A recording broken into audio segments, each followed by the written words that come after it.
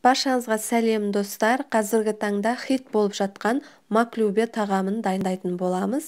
Әсіресе ауызашарға дайындасаңыздар өте керемет болады. Дәмі тіл үйіретін тағамның видеосының толық нұсқасын көру үшін менің YouTube каналыма тіркеліп, қоңыраушаны басып кетіңіз. Алдағы уақытта басқа да керемет тағамдармен бөлісіп отырамын.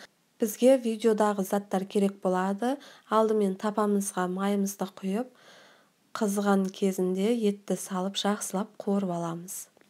Еттің көлемін әркім өзінің қалауынша кессе болады. Егер піспей қалады десеңіздер, жалпағынан жіңішке етіп кессеңіздер болады.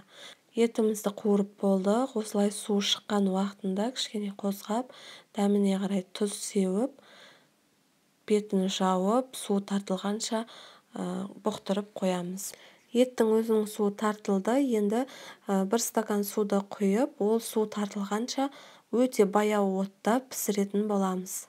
Етіміз шамамен 40 минутта піседі. Сол арада картоп сәбізімізді майға қуырып аламыз.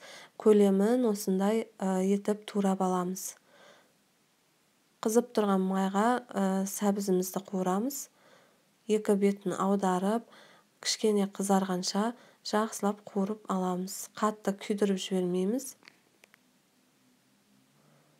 Міне сәбізіміз осындай түсте болу керек. Енді сол майға картопымызды дәл солай қызартып, екі бетін қызартып, қуырып аламыз.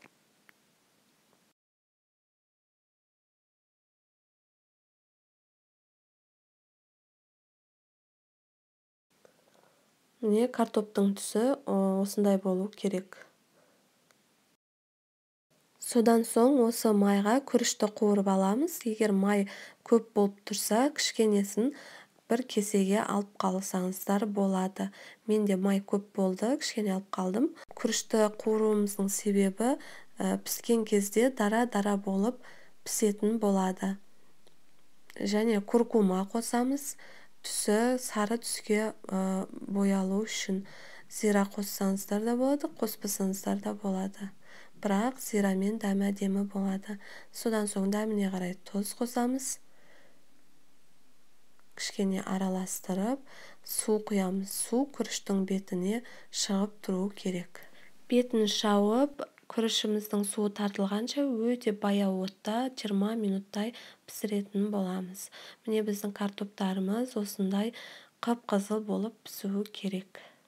Енді етімізді бөлек ыдысқа аламыз. Бұның да суы тартылды.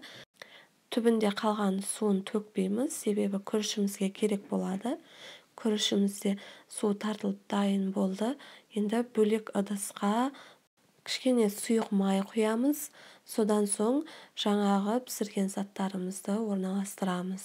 Бірінші пиязымызды, сәбіз, егер бетінде еті тұрсын десеңіз, осы кезде бірінші етін көптеу қылып салыңыздар, себебі төңкерген кезде еті бетінде тұрады. Осылай кезек-кезек орналастырамыз. Бетіне картошка саламыз, сәбіздерімізді саламыз, және де жаңағы піскен күрішімізді саламыз. Күрішті салған уақытта осылай қасықтың көмегімен жазып, содан соң басып нығыздау керек болады, себебі төңкерген кезде шашылып қалмау керек. Міне жаңа етіміздің суына кішкене су құйып, осы күріштің бетіне құйып жібереміз. Бетін жауып, өте баяу отта 10-15 минуттай пісіреміз. Міне біздің маклюбеміз дайын. Дәмі өте керемет болып шықты. Жан-жағына осындай свежий салаттар дейміз ғой, огурцы, помидорды кубик қылып турап, жан-жағына осылай салып шығамыз. Содан соң айранымызды салып шығамыз. Өздеріңіздің қалауларыңызша ас көктермен безендірсеңіздер болады. Сіздер де жасап көріңіздер. Дәмі өте керемет болып шығады. Бұл 4-5 адамдық маклюбе тағамы. Сіздермен болған жансая ас болсын.